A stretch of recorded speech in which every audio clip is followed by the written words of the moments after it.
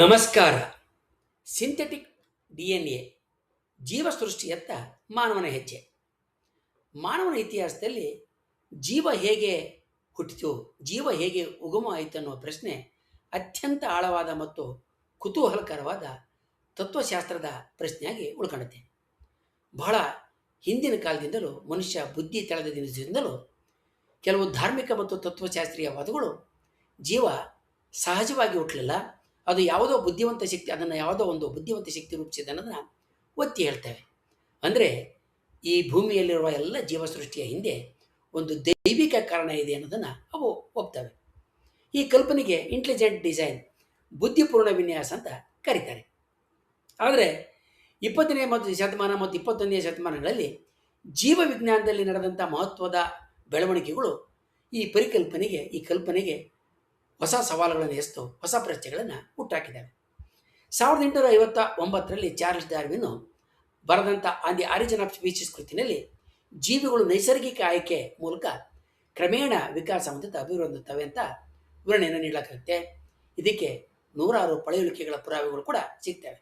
ಇದು ಜೀವವನ್ನು ಯಾರೋ ವಿನ್ಯಾಸ ಮಾಡಿದರೆ ಎಲ್ಲ ಜೀವಿಗಳ ಸೃಷ್ಟಿಯ ಹಿಂದೆ ಒಂದು ದೈವ ಇದೆ, ದೈವಿಕ ಕಾರಣ ಇದೆ ಅನ್ನುವ ಕಲ್ಪನೆಗೆ ಎಸೆದಂಥ ಮೊಟ್ಟ ಮೊದಲ ದೊಡ್ಡ ಸವಾಲಾಗಿತ್ತು. 1953ರಲ್ಲಿ ಜೇಮ್ಸ್ ವ್ಯಾಟ್ಸನ್ ಮತ್ತು ಫ್ರಾನ್ಸಿಸ್ ಕ್ರಿಕ್ ಎನ್ನುವ ಇಬ್ಬರು ವಿಜ್ಞಾನಿಗಳು DNA ಇದರ ಡಬಲ್ ಹೆಲಿಕ್ಸ್ ದ್ವಿಸರ್ಪಿಳ ಸುರುಳಿಯ ರಚನೆಯನ್ನು ಪತ್ತೆ ಹಚ್ಚುತ್ತಾರೆ. ಇದರ ಮೂಲಕ ಜೀವ ಮಾಹಿತಿಯ ಸಂಕೇತದ ಮೇಲೆ ನಿಂತಿದೆ, ಇದಕ್ಕೆ ರಾಸಾಯನಿಕಗಳೇ ಆಧಾರ ಅನ್ನೋದು ಸ್ಪಷ್ಟವಾಗಿ ಗೊತ್ತಾಗುತ್ತೆ. ಇದಾದ ನಂತರ 1990ರಿಂದ 2003ರವರೆಗೆ 13 ವರ್ಷಗಳ ಅವಧಿಯಲ್ಲಿ ನಡೆಸಿದಂಥ ಹ್ಯೂಮನ್ ಜನೋಮ್ ಪ್ರಾಜೆಕ್ಟ್, ಅಂದರೆ ಮಾನವ ತಿಳಿನಕಾಶೆ ಯೋಜನೆ, ಮಾನವನ ತಿಳಿನಕಾಶೆಯನ್ನು ಜನೋಮ್ನ ಸಂಪೂರ್ಣವಾಗಿ ಬಿಡಿಸಿ ವಿವರಿಸೋದ್ರಲ್ಲಿ ಯಶಸ್ವಿಯಾಗುತ್ತೆ. ಇದರಿಂದ ಜೀವದ ಮೂಲ ಸೂಚನೆಗಳನ್ನ ಓದೋದಕ್ಕೆ ವಿಜ್ಞಾನಿಗಳಿಗೆ ಸಾಧ್ಯವಾಗುತ್ತೆ. ಆದ್ದರಿಂದ DNA ಯಾವುದೇ ಜೀವಿಯನ್ನು ನಿಯಂತ್ರಿಸ್ತಕ್ಕಂಥ ಅದರ ಅಂಗಗಳು ಬೆಳವಣಿಗೆ ಹೊಂದುವ, ಅದರ ಅಂಗಗಳು ಕ್ರಿಯಾಶೀಲ ಆಗುವ ಸಂಕೇತಗಳು ಎಲ್ಲಿಂದ ಬರ್ತವೆ, ಯಾವ ನಿಯಂತ್ರಿಸ್ತವೆ ಅನ್ನೋದು ಸ್ಪಷ್ಟವಾಗಿ ಗೊತ್ತಾಗುತ್ತೆ. ಇದು ದೈವದ ಪಾತ್ರವನ್ನು, ಜೀವಿಯ ಸೃಷ್ಟಿ ಮತ್ತು ಬದುಕಿನಲ್ಲಿ ದೈವದ ಪಾತ್ರವನ್ನು ಇನ್ನೂ ದೂರಕ್ಕೆ ತಳ್ಳುತ್ತೆ. 2010ರಲ್ಲಿ ಕ್ರೇಗ್ ವೆಂಟರೂಮ್ ಅವರ ಮುಂದಾಳತ್ವದ ತಂಡ ಒಂದು ಮಹತ್ವದ ಸಾಧನೆಯನ್ನು ಮಾಡ್ತೈತೆ.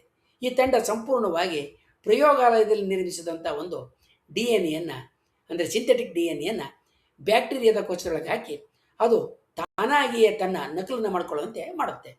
ಈ ಯೋಜನೆಯನ್ನು JCV1 SYN11 ಅಂತ ಯೋಜನೆ ಅಂತ ಕರೆದಿದ್ದಾರೆ. ಈ ಪ್ರಯೋಗದಲ್ಲಿ ಬಳಸಿದ ಜೀವಿ ಮೈಕ್ರೋಪ್ಲಾಸ್ಮಾ ಮೈಕೋಯೋಡೆಸ್. ಈ ಸಾಧನೆಯನ್ನು 2010 ಮೇ 20ರಂದು ಇವರು ಘೋಷಿಸ್ತಾರೆ. ಈ ಸಾಧನೆಯ ಮುಖ್ಯವಾದಂಥ ಈ ಪ್ರಯೋಗದ ಮುಖ್ಯ ಸಾಧನೆ ಅಂತ ಹೇಳಿದ್ರೆ, ಕೃತಕ DNA ಅಂದರೆ ಸಿಂಥೆಟಿಕ್ DNA, ಮಾನವ ತಯಾರು ಮಾಡಿದಂಥ DNA ತಾನೇ ನಕಲಾಗಿ ಬದುಕಿಗೆ ಬೇಕಾದ ಜೀವಕ್ಕೆ ಮೂಲ ಗುರುತಾದಂಥ ಸ್ವಯಂ ನಕಲು ಮಾಡ್ಕೊಳ್ತಕ್ಕಂಥ ಸಾಮರ್ಥ್ಯವನ್ನು ತೋರಿಸಿದ್ದು. ಕೊನೆಗೆ 2016ರಲ್ಲಿ ಇದೇ ವಿಜ್ಞಾನಿಗಳ ತಂಡ JCVI SYN3 ಅಂತಕ್ಕಂಥ ಕನಿಷ್ಠ ತಳಿಗಳಿರ್ತಕ್ಕಂಥ ಜೀವಕೋಶವನ್ನು ನಿರ್ಮಾಣ ಮಾಡ್ತಾರೆ. ಅಂದರೆ ಕೃತಕವಾದ ನಿರ್ಮಾಣ ಜೀವಕೋಶವನ್ನು ತಯಾರಿಸ್ತಾರೆ. ಇದರಲ್ಲಿ ಕೇವಲ 473 ಜೀನ್ಗಳು ಅಂದರೆ ವಂಶವಾಹಗಳು ಮಾತ್ರ ಇರ್ತವೆ. ಇವು ಜೀವಕ್ಕೆ ಬೇಕಾದಂಥ ಕನಿಷ್ಠ ಸೂಚನೆಗಳು ಹೊಂದಿರ್ತವೆ. ಈ DNA ಕೂಡ ತನ್ನನ್ನು ತಾನು ನಕಲು ಮಾಡಿಕೊಳ್ಳುವ ಸಾಮರ್ಥ್ಯವನ್ನು ಹೊಂದಿರ್ತದೆ. ಈ ಪ್ರಯೋಗಗಳು ಹಲವಾರು ವೈಜ್ಞಾನಿಕ ತೀರ್ಮಾನಗಳಿಗೆ ಹಾಗೆ ತತ್ವಶಾಸ್ತ್ರೀಯ ತೀರ್ಮಾನಗಳಿಗೆ ನಮಗೆ ನೆರವಾಗ್ತಾ ಇದ್ದಾವೆ. ಈ ಪ್ರಯೋಗಗಳಿಂದ ಕೆಲವು ಮುಖ್ಯವಾದ ಸತ್ಯಗಳು ನಮ್ಗೆ ಗೊತ್ತಿದ್ದಾವೆ. ಈ ಮುಖ್ಯವಾದ ಸತ್ಯಗಳು ಯಾವಂತ ಹೇಳಿದ್ರೆ, ಜೀವ ಅಂತಕ್ಕಂಥದ್ದು ಒಂದು ರಾಸಾಯನಿಕ ಮಾಹಿತಿಯ ವ್ಯವಸ್ಥೆ.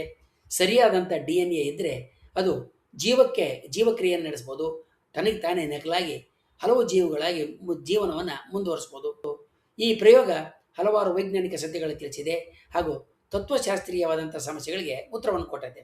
ಈ ಪ್ರಯೋಗದಿಂದ ಜೀವ ಅನ್ನೋದು ಒಂದು ರಾಸಾಯನಿಕ ಮಾಹಿತಿಯ ವ್ಯವಸ್ಥೆ. ಸರಿಯಾದ DNA ಇದ್ದರೆ ಅದು ತನ್ನನ್ನು ತಾಗಲು ನಕಲು ಮಾಡಿಕೊಂಡು ಪ್ರಕ್ರಿಯೆಯನ್ನು ನಡೆಸ್ಬೋದು ಅನ್ನೋದನ್ನು ತೋರಿಸಿದೆ. ಹಾಗೆ ಜೀವಿಯ ನಿಯಂತ್ರಣ ತಿಳಿನಲ್ಲಿದೆ, ನಕಾಶೆಯಲ್ಲಿದೆ ಅನ್ನೋದು ಕೂಡ ಇದು ಸ್ಪಷ್ಟವಾಗಿ ಗೊತ್ತಾಗಿದೆ. ಇದರಿಂದ ಜೀವ ಅಂತಕ್ಕಂಥದ್ದು ನಿಸರ್ಗ ಅತೀತವಾದಂಥ ಯಾವುದೋ ದೈವ ಶಕ್ತಿಯ ಅವಲಂಬನೆಯ ಇಲ್ಲದೆ ಕೇವಲ ನೈಸರ್ಗಿಕ ನಿಯಮಗಳಿಂದ, ನೈಸರ್ಗಿಕ ಪ್ರಕ್ರಿಯೆಗಳಿಂದ ಉಂಟಾಗ್ತಕ್ಕಂಥ ಒಂದು ವ್ಯವಸ್ಥೆ ಅನ್ನೋದು ಸ್ಪಷ್ಟವಾಗಿ ಗೊತ್ತಾಗುತ್ತೆ. ಇದು ಬುದ್ಧಿಪೂರ್ವಕ ವಿನ್ಯಾಸ ಅಂದರೆ ದೇವರ ಸೃಷ್ಟಿಗೆ ಒಂದು ದೊಡ್ಡ ಸವಾಲನ್ನು ಎಸ್ತದೆ. ಈ ಪ್ರಯೋಗದಿಂದ ಇಂಟೆಲಿಜೆಂಟ್ ಡಿಸೈನ್ ಅಂದರೆ ಬುದ್ಧಿಪೂರ್ವಕ ಸೃಷ್ಟಿ ಕ್ರಿಯೆಗೆ 3 ರೀತಿಯಲ್ಲಿ ಸವಾಲು ನೀಡ್ತಾ ಇದೆ. ಇದರಲ್ಲಿ ಮೊದಲೇ ಸವಾಲು ಅಂತ ಹೇಳಿದ್ರೆ, ಕೃತಕವಾಗಿ DNA ನಿರ್ಮಿಸಿ ಜೀವಕೋಶವನ್ನು ಸೃಷ್ಟಿ ಮಾಡಬಹುದಾದರೆ, ಜೀವವನ್ನು ನಿರ್ಮಿಸೋದಕ್ಕೆ ಹೊರಗಿನ ಬುದ್ಧಿವಂತ ಹೆಚ್ಚಿನ ನಿಸರ್ಗವನ್ನು ಮೀರಿದ ಹೆಚ್ಚಿನ ಶಕ್ತಿ ದೇವರು ಬೇಕಿಲ್ಲ ಅನ್ನೋ ವಾದಕ್ಕೆ ಇದು ಬಲವಾದ ಪುಷ್ಟಿಯನ್ನು ನೀಡ್ತದೆ. ಎರಡನೇದಾಗಿ, ಜೀವನ ಅಂತಕ್ಕಂಥದ್ದು ಮಾಹಿತಿ ಅನ್ನೋದನ್ನು ಸ್ಪಷ್ಟಗೊಳಿಸುತ್ತೆ. ಜೀವನ ಅಥವಾ ಜೀವಿ ಒಂದು ಕ್ರಮವಿಧಿ ಪ್ರೋಗ್ರಾಮ್ ಆಗಿ ಕೆಲಸ ಮಾಡ್ತೈತೆ. DNA ಅಂತಕ್ಕಂಥದ್ದು ಈ ಎಲ್ಲ ಕ್ರಮವಿಧಿಗಳ ಸೂಚನೆಗಳ ಸಂಗ್ರಹ. ಸರಿಯಾದ ಸೂಚನೆ ಇದ್ದರೆ ಜೀವಕೋಶ ಕಾರ್ಯವನ್ನು ನಿರ್ವಹಿಸ್ತೈತೆ, ತನ್ನ ಕೆಲಸವನ್ನು ತಾನು ಮಾಡ್ತೈತೆ ಮತ್ತು ಜೀವಿಯನ್ನು ಸೃಷ್ಟಿಸಿ ಅದು ಮುಂದುವರಿಯೋದಕ್ಕೂ ಕೂಡ ನೆರವಾಗ್ತದೆ. ಮೂರನೇದಾಗಿ, ಈ ಪ್ರಯೋಗಗಳು ವಿಕಾಸ ಸಿದ್ಧಾಂತಕ್ಕೆ ಭಾರಿಯಾದ ಬೆಂಬಲವನ್ನು ಕೊಡ್ತವೆ. ಈ ಪ್ರಯೋಗಗಳಿಂದ ಚಾರ್ಲ್ಸ್ ಡಾರ್ವಿನ್ ಅವರ ವಿಕಾಸ ಸಿದ್ಧಾಂತಕ್ಕೆ ಭಾರಿ ಬೆಂಬಲ ದಕ್ಕಿದೆ. ಜೀವ ಹಂತ ಹಂತವಾಗಿ ರೂಪುಗೊಂಡು ಸಂಕೀರ್ಣವಾಗಿ ಮಾನವನಾಗಿದೆ ಅನ್ನೋದಕ್ಕೆ ಇದು ಎಲ್ಲ ರೀತಿಯ ಪುರಾವೆಗಳನ್ನ ಒದಗಿಸ್ತಾ ಇದೆ. ಇವೆಲ್ಲ ಆದರೂ ಕೂಡ ಈ ಪ್ರಯೋಗದ ಸಾಧನೆಗಳು ಎಲ್ಲ ಪ್ರಶ್ನೆಗಳು ಸದ್ಯಕ್ಕೆ ಉತ್ತರ ನೀಡಿಲ್ಲ. ವಿಜ್ಞಾನಿಗಳು ಜೀವಿಯನ್ನು ಮರುನಿರ್ಮಾಣ ಮಾಡಿದ್ದಾರೆ. ಆದರೆ ಮೊದಲ ಬಾರಿಗೆ ಜೀವ ಹೇಗೆ ಹುಟ್ಟಿತು, ಹೇಗೆ ಉಗಮವಾಯಿತು ಅನ್ನೋದಕ್ಕೆ ಇನ್ನೂ ಸ್ಪಷ್ಟವಾದ ಉತ್ತರ ದೊರಕಿಲ್ಲ. ವಿಜ್ಞಾನಿಗಳು ಆ ಪ್ರಶ್ನೆಗೆ ಕೂದರ ಉತ್ತರವನ್ನು ಕಂಡುಹಿಡಿಯೋದಕ್ಕೆ ಹೆಣಗಾಡ್ತಾ ಇದ್ದಾರೆ ಮತ್ತು ಸಂಶೋಧನೆಗಳನ್ನ ಮುಂದುವರಿಸ್ತಾ ಇದ್ದಾರೆ. ಒಟ್ಟಾರೆಯಾಗಿ ಈ ಪ್ರಯೋಗಗಳಿಂದ ಇಂಟೆಲಿಜೆಂಟ್ ಡಿಸೈನ್ ಅಂದರೆ ಬುದ್ಧಿಪೂರ್ವ ಸೃಷ್ಟಿ, ದೈವ ಸೃಷ್ಟಿ ಎಲ್ಲವುದು ದೈವದಿಂದ ಸೃಷ್ಟಿಯಾಗಿದೆ ಅನ್ನುವ ವಾದಕ್ಕೆ ಒಂದು ತಿಳುವಳಿಕೆಗೆ ಭಾರಿ ಪೆಟ್ಟು ಬಿದ್ದಿದೆ. ನಿಸರ್ಗ ಅತೀತವಾದಂಥ ಯಾವ ಶಕ್ತಿ ಇಲ್ಲದೆ ಕೂಡ ನಿಸರ್ಗದಿಂದಲೇ ಜೀವ ಉಗಮಾಗುತ್ತೆ, ಜೀವ ವಿಕಾಸ ಆಗುತ್ತೆ, ಜೀವ ಸಂಕೀರ್ಣಗೊಳ್ಳುತ್ತೆ ಅನ್ನೋದನ್ನು ಈ ಪ್ರಯೋಗಗಳು ತೋರಿಸ್ಕೊಡ್ತೇವೆ. ಮುಂದಿನ ದಿನಗಳಲ್ಲಿ ಇಂತಹ ಮುಂದುವರೆದ ಇತರ ಪ್ರಯೋಗಗಳು ದೈವವನ್ನು ದೈವ ಸೃಷ್ಟಿಯನ್ನು ಅಲ್ಲಗಳಿದರೆ ನಾವು ಯಾವ ರೀತಿಯಲ್ಲೂ ಅಚ್ಚರಿ ಪಡಬೇಕಾಗಿಲ್ಲ. ಜೀವ ಕುರಿತಾದಂಥ ಇಂತಹ ಅದ್ಭುತ ಸಂಶೋಧನೆಗಳು ಮತ್ತು ಪ್ರಯೋಗಗಳು, ಅವುಗಳ ಫಲಿತಾಂಶಗಳ ಬಗ್ಗೆ ಮುಂದಿನ ವಿಡಿಯೋದಲ್ಲಿ ತಿಳ್ಕೊಳ್ಳೋಣ. ವಂದನೆಗಳೊಂದಿಗೆ.